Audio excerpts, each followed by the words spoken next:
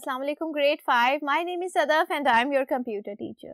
Students, we are going to start a new chapter जिसका नाम है लोगो प्रोसीजर्स. तो देखते हैं कि लोगो प्रोसीजर्स क्या होते हैं. चलिए लेक्चर की तरफ. स्टूडेंट्स, आज हम लोग पढ़ने वाले हैं लोगो प्रोसीजर्स के बारे में. तो सबसे पहले बात कर लेते हैं कि प्रोसीजर क्या होता है. स्टूडेंट्स, आप लोगों को पता है कि आम रूटीन में हम लोग प्रोसीजर किसे कहते हैं? डिफरेंट स्टेप्स को मिलाकर हम लोग एक प्रोसीजर बनाते हैं. तो स्टूडेंट्स, उसी तरह से लोगो प्रोसीजर भी डिफरेंट कमांड्स को मिलाकर एक प्रोसीजर बनता है. ठीक है, पहले बात कर लेते हैं.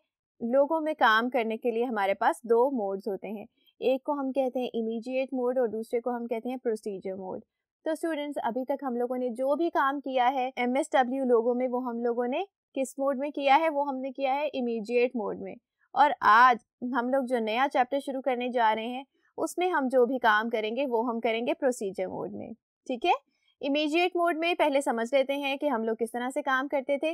स्टूडेंट्स, हम लोग कमांडर में लिखते थे कमांड्स और उनको हम लोग एग्जीक्यूट करते थे और वो एज इट इज़ एग्जीक्यूट हो जाती थी. तो स्टूडेंट्स, ये होती है रियल टाइम कमांड लिखना और उसे एग्जीक्यूट करना, यानी कि ये है इमीडिएट मोड. ठीक है, लेकिन प्रोसीजर में क्या होता है? प्रोसीजर में हम लोग पहले से डिफरेंट कमांड्स को लिखकर उसे डिफाइन कर देते हैं एक प्रोसीजर के तौर पे, और फिर हम लोग जब कमांडर में उस प्रोसीजर को कॉल करते हैं तो स्टूडेंट्स वही सारी की सारी कमांड्स एग्जीक्यूट होती हैं और हमें वो कमांड्स बार बार लिखनी नहीं पड़ती. ठीक है, इस तरह से स्टूडेंट्स हमारा एक ही कमांड को बार बार लिखने का टाइम बच जाता है. लास्ट लेक्चर में स्टूडेंट्स हम लोगों ने पढ़ी थी रिपीट कमांड. रिपीट कमांड के ज़रिए हम लोगों ने कहा था कि आप लोगों ने अगर एक ही कमांड को बार बार लिखना है तो उसको हम एक ही बार लिख के और उसके साथ हम लोग रिपीट कमांड यूज़ करते थे. याद है ना सबको? तो स्टूडेंट्स, प्रोसीजर जो है वो रिपीट कमांड से भी ज़्यादा एफिशिएंट वे है.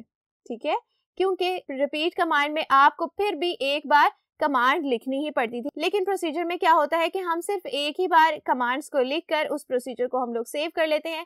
उसके बाद हम लोगों ने जब भी उस प्रोसीजर को कॉल करना है तो हम लोगों को सिर्फ उसका नाम लिखना पड़ेगा और वो सारी की सारी कमांड्स खुद से एग्जीक्यूट हो जाएंगी.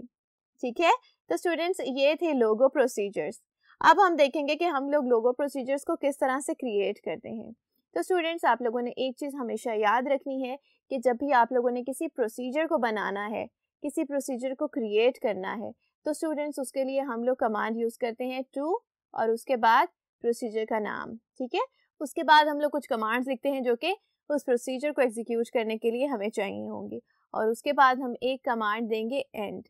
ठीक है, इसका मतलब ये हुआ कि जब भी आप लोगों ने प्रोसीजर को क्रिएट करना है तो सबसे पहली कमांड आपने क्या लिखनी है? टू लिखनी है, और लास्ट कमांड आपने क्या लिखनी है? आपने एंड कमांड लिखनी है. ठीक है, इसके बगैर आप लोग प्रोसीजर को डिफाइन नहीं कर सकते. तो स्टूडेंट्स, एक बार देख लेते हैं कि हम लोग किस तरह से MSW लोगों में प्रोसीजर्स को क्रिएट करते हैं. चलिए देखिए मेरे साथ.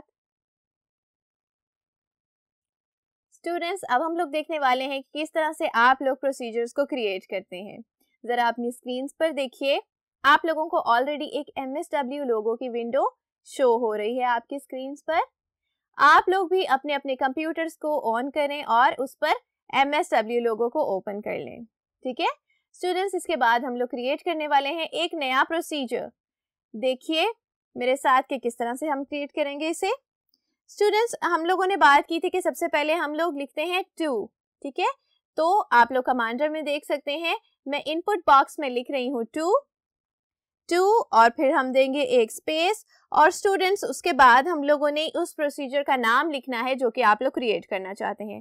अगर मैं एक स्क्वायर का प्रोसीजर क्रिएट करना चाहती हूँ स्टूडेंट्स, तो मैं उसका नाम लिख देती हूँ स्क्वायर, यानी कि हमने लिखा टू स्पेस और फिर प्रोसीजर का नाम जो कि था स्क्वायर.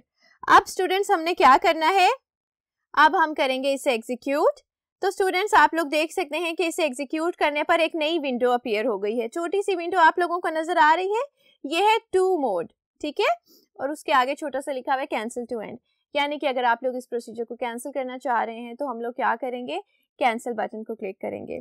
अब स्टूडेंट्स, इनपुट आपको लिखा हुआ नजर आ रहा है और उसके नीचे एक इनपुट बॉक्स बना हुआ है. स्टूडेंट्स, आप लोगों ने स्क्वायर को बनाने के लिए जो भी कमांड्स लिखनी है वो हम लोगों ने इस इनपुट बॉक्स में लिखनी है. हम लोगों ने पढ़ी थी रिपीट कमांड. आप लोगों को याद है रिपीट कमांड? हमने कहा था कि जितनी भी लाइंस आप लोगों ने अपनी फिगर में ड्रॉ करनी है उतनी बार हम लोग उससे रिपीट करते हैं उस कमांड को, और वो हम लोग किस तरह से करते हैं ज़रा देखिए मेरे साथ। सबसे पहले लिखते हैं रिपीट और उसके बाद हम लोग लिखेंगे स्पेस 4, यानी कि स्टूडेंट्स हम लोगों ने 4 क्यों लिखा है, क्योंकि स्क्वायर की कितनी साइड्स होती हैं, 4 साइड्स होती है ना, इसीलिए हम लोगों ने 4 लिखा है कि 4 टाइम्स हम उन लाइंस को रिपीट करेंगे। आगे देखिए हम लोगों ने अब कमांड्स लिखनी है, और कमांड्स हम लोग लिखते हैं हमेशा स्क्वायर ब्रैकेट्स में इनक्लोज करके, ठीक है। तो स्टूडेंट्स आगे देखिए, अब मैं लिख रही हूँ FD50 एंड अब मैं लिखूंगी RT90, क्योंकि हम लोगों ने अपने टर्टल को उस एंगल पे मूव भी तो करना होता है। तो स्क्वायर के लिए कौन सा एंगल हमने यूज किया था, हमने किया था 90, ठीक है। स्टूडेंट्स आगे देखिए, अब हम लोगों ने क्लिक करना है ओके बटन को, ठीक है। ओके को क्लिक किया, अब क्या करेंगे, अब हम लोगों ने इस इनपुट बॉक्स में एंड को टाइप करना है। मैंने आपको बताया था कि हमेशा प्रोसीजर शुरू होगा टू कमांड से और एंड होगा एंड कमांड पे, ठीक है। अब एंड लिखकर हम लोग ओके क्लिक करेंगे। तो स्टूडेंट्स ये प्रोसीजर हो चुका है क्रिएट, ठीक है। अगर आप लोगों को रिपीट कमांड अच्छे तरीके से याद नहीं है स्टूडेंट्स, आप लोग चैप्टर नंबर 5 जिसमें हम लोगों ने लोगो कमांड्स पढ़ी थी, आप लोग एक बार उस चैप्टर के लेक्चर्स को अच्छे तरीके से देख लीजिएगा। आप लोगों को अच्छे से समझ आ जाएगी कि हम लोगों ने रिपीट कमांड को किस तरह से यूज करना है, ठीक है। तो स्टूडेंट्स ये हम लोगों ने एक प्रोसीजर कर लिया है क्रिएट। अब हम देखेंगे कि हम इस प्रोसीजर को एग्जीक्यूट किस तरह से करते हैं। प्रोसीजर तो क्रिएट हो गया, लेकिन कोई भी ड्राइंग तो अभी नहीं बनी। वो ड्राइंग्स कब बनना शुरू होंगी, जब हम लोग इस प्रोसीजर को कॉल करेंगे, ठीक है। आगे हम देखने वाले हैं कि किस तरह से हम इसे एग्जीक्यूट करते हैं। तो चलिए देखिए मेरे साथ स्टूडेंट्स, अब हम देखने वाले हैं कि हमने किस तरह से प्रोसीजर को एग्जीक्यूट करना है। आप लोग अपनी स्क्रीन पर देखिए, हम लोगों ने अभी अभी एक प्रोसीजर क्रिएट किया था जिसका हमने नाम रखा था स्क्वायर, ठीक है। 2 स्क्वायर तो हम लोगों ने कमांड लिखी थी ना, उसके बाद हम लोगों ने उस प्रोसीजर को क्रिएट किया था। तो स्टूडेंट्स 2 स्क्वायर के नीचे आप लोग एक लाइन देख सकते हैं जिसमें लिखा है स्क्वायर डिफाइंड। स्क्वायर डिफाइंड का मतलब है कि हमारा ये प्रोसीजर डिफाइन हो चुका है, और प्रोसीजर का नाम क्या है, प्रोसीजर का नाम है स्क्वायर, ठीक है।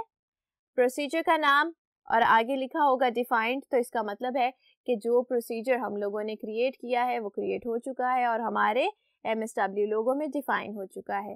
अब हम लोगों ने क्या करना है, अब हमने उस प्रोसीजर को कॉल करना है, यानी कि उस प्रोसीजर को एग्जीक्यूट करना है, और हमने देखना है कि किस तरह से हमारी ड्राइंग्स बनेंगी इस प्रोसीजर की मदद से, ठीक है। तो स्टूडेंट्स देखिए मेरे साथ कि किस तरह से हम उसे कॉल करेंगे। तो स्टूडेंट्स प्रोसीजर को एग्जीक्यूट करने का तरीका बहुत ही आसान है। आप लोगों ने सिर्फ क्या करना है, इनपुट बॉक्स में उस प्रोसीजर का नाम लिख देना है और उसे एग्जीक्यूट कर देना है, ठीक है। हम लोगों ने कौन सा प्रोसीजर क्रिएट किया था, हमने क्रिएट किया था स्क्वायर। हम लोग अब इस इनपुट बॉक्स में क्या लिखेंगे, स्क्वायर लिखेंगे और उसे एग्जीक्यूट कर देंगे। चलिए मेरे साथ लिखिए स्टूडेंट्स, मैं लिख रही हूँ यहाँ स्क्वायर और अब मैंने इसे एग्जीक्यूट कर दिया है। एग्जीक्यूट करने के 2 तरीके हैं, आप लोग सिंपली एंटर प्रेस कर सकते हैं या फिर आप लोग क्या कर सकते हैं, एग्जीक्यूट का बटन प्रेस कर सकते हैं अपने कंट्रोल बटन से, ठीक है, जो कि आप लोगों को मिलते हैं राइट साइड पर। तो स्टूडेंट्स हम लोगों ने इसे किया है एग्जीक्यूट, और आप लोग अब देख सकते हैं कि आपके ड्राइंग एरिया में एक स्क्वायर ड्रॉ हो गया है, ठीक है। स्टूडेंट्स इसका फायदा क्या है, हम लोग एक ही बार रिपीट कमांड को यूज करके भी तो स्क्वायर बना सकते थे ना, लेकिन उससे क्या होता, अगर हमें दोबारा से स्क्वायर बनाना पड़ता तो हमें फिर से वो कमांड लिखनी पड़ती रिपीट 4 और उसके बाद हम लिखते FD50 और RT90, ये सारा कुछ हमें दोबारा लिखना पड़ता ना। लेकिन स्टूडेंट्स हम लोगों ने जब इस प्रोसीजर को एक बार क्रिएट कर लिया है तो हम जब भी इसे एग्जीक्यूट करेंगे हमें सिर्फ क्या लिखना पड़ेगा, सिर्फ हमें स्क्वायर की कमांड देनी पड़ेगी, यानी कि हमें सिर्फ प्रोसीजर का नाम लिखना पड़ेगा और हमारी ड्राइंग बन जाएगी। जरा देखिए एक बार फिर से स्टूडेंट्स, अगर मैं एक और स्क्वायर बनाना चाहती हूँ इसके बिल्कुल साथ, तो मुझे क्या करना पड़ेगा, सबसे पहले तो मैं थोड़ी सी स्पेस दे देती हूँ दोनों फिगर्स के दरमियान। उसके लिए मैं क्या करूंगी, उसके लिए मैं करूंगी पेन अप और फिर मैं अपने टर्टल को फॉरवर्ड मूव करवाने के लिए FD और कुछ नंबर दे दूंगी, जितने स्टेप्स हम लोग उसे फॉरवर्ड मूव करवाना चाहते हैं। तो चलिए मेरे साथ कीजिए स्टूडेंट्स। मैं यहाँ लिख रही हूँ, सबसे पहले हम लोग इसकी डायरेक्शन को चेंज कर लेते हैं। मैं कर रही हूँ RT90 और फिर मैंने किया पेन अप यानी कि PU, और उसके बाद मैं अपने टर्टल को थोड़ा सा फॉरवर्ड मूव करवा लेती हूँ जितना मुझे इन दोनों फिगर्स में गैप चाहिए। ठीक है, तो स्टूडेंट्स मैं कर रही हूँ FD100। ठीक है, अब इसके बाद स्टूडेंट्स मुझे पेन डाउन करना पड़ेगा यानी कि PD किया मैंने। अब क्या करेंगे, अब हम लोग स्टूडेंट स्क्वायर को ड्रॉ करने के लिए दोबारा से स्क्वायर प्रोसीजर को कॉल करेंगे। ठीक है, किस तरह से करना था, इनपुट बॉक्स में लिख देंगे प्रोसीजर का नाम जो कि क्या था, स्क्वायर था। तो स्टूडेंट्स इनपुट बॉक्स में मैं लिख रही हूँ स्क्वायर, और अब हमने इसे कर दिया है एग्जीक्यूट। तो आप लोग देख सकते हैं कि दूसरा स्क्वायर भी आप लोगों के पास कितनी आसानी से बन गया है ना। तो स्टूडेंट्स इस तरह से हम लोग प्रोसीजर को यूज़ करते हैं। एक ही तरह की फिगर्स को अगर हम लोगों ने बार बार अपने ड्राइंग एरिया में ड्रॉ करवाना है तो उसके लिए हम लोगों को प्रोसीजर यूज़ करना पड़ता है, और ये बहुत आसान तरीका है और हमारी बार बार कमांड लिखने वाली एफर्ट को भी ये बचाता है। ठीक है, तो स्टूडेंट्स अब हम देखेंगे कि हम लोगों ने एक प्रोसीजर जो क्रिएट किया है उसे एग्जीक्यूट भी किया है, अब हम उसे सेव किस तरह से कर सकते हैं। तो चलिए मेरे साथ देखिए। स्टूडेंट्स हम लोगों ने प्रोसीजर को क्रिएट भी करके देख लिया, उससे एग्जीक्यूट भी करके देख लिया। अब हम देखने वाले हैं कि हम प्रोसीजर को किस तरह से सेव करते हैं। ठीक है, लेकिन स्टूडेंट्स उससे पहले मैं आप लोगों को एक बात बता दूं कि हम लोगों ने जिस तरह से स्क्वायर को क्रिएट किया है उसी तरह से स्टूडेंट्स आप लोग डिफरेंट शेप्स को क्रिएट कर सकते हैं।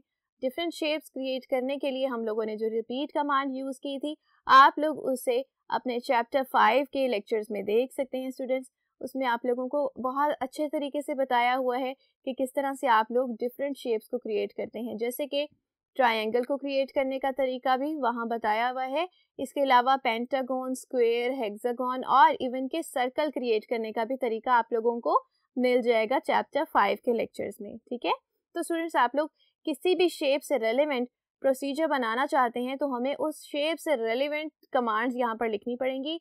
जैसे कि हम लोगों ने कमांड स्क्वायर के लिए लिखी थी उसी तरह से ट्रायंगल, पेंटागन और सर्कल वगैरह के लिए कमांड्स डिफरेंट हो सकती हैं, और वो आप लोग कहाँ से देख सकते हैं, लास्ट चैप्टर के लेक्चर्स को अच्छे तरीके से देख लीजिएगा, आप लोगों को अच्छे से समझ आ जाएगी कि किस तरह से आप लोगों ने इन कमांड्स को यूज़ करना है। तो स्टूडेंट्स हम लोगों ने क्रिएट किया था एक प्रोसीजर जिसका नाम था स्क्वायर, और स्टूडेंट्स हम लोगों ने उसे एग्जीक्यूट भी किया था। अब हम देखेंगे कि हम उसे सेव किस तरह से करते हैं। उसको सेव करने का क्या फ़ायदा है स्टूडेंट्स, अगर आप लोग एक बार इस विंडो को क्लोज कर देंगे तो उसके बाद जब आप लोग दोबारा से MSW लोगो को ओपन करेंगे तो स्टूडेंट्स ये प्रोसीजर जो है ये आप लोगों को वहाँ नहीं मिलेगा।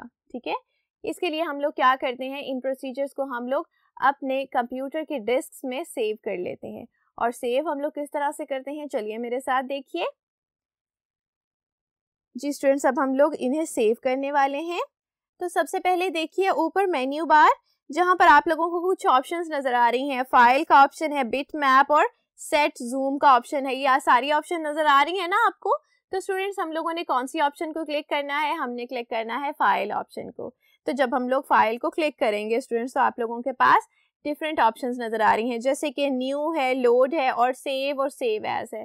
तो स्टूडेंट्स क्योंकि हम लोग इस प्रोसीजर को सेव करना चाहते हैं तो हम लोग कौन सी ऑप्शन को क्लिक करेंगे, हम लोग क्लिक करेंगे सेव को। ठीक है, सेव को जब हम लोग क्लिक करते हैं तो स्टूडेंट्स आप लोगों के पास एक नई विंडो अपीयर हो गई है जिसमें आप लोगों ने फाइल का नाम बताना है।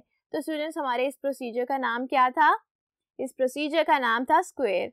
तो हम लोग इस फाइल का नाम भी स्क्वायर ही रख देते हैं। तो स्टूडेंट्स मैं यहाँ लिख रही हूँ स्क्वायर, और आप लोग देख सकते हैं सेव एज टाइप में लोगो फाइल्स लिखा हुआ है, यानी कि इसके साथ एक्सटेंशन होगी .lgo। ठीक है स्टूडेंट्स, यानी कि आप लोग जब इस फाइल को सेव कर लेंगे तो इस फाइल का नाम क्या होगा, इस फाइल का नाम होगा स्क्वायर, जो कि हम लोगों ने इस फाइल को नाम दिया है, और उसके साथ एक एक्सटेंशन होगी।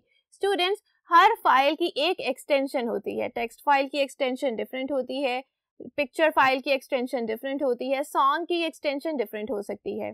तो स्टूडेंट्स उसी तरह से जो लोगो की फाइल्स होती हैं उनकी एक्सटेंशंस डिफरेंट होती हैं।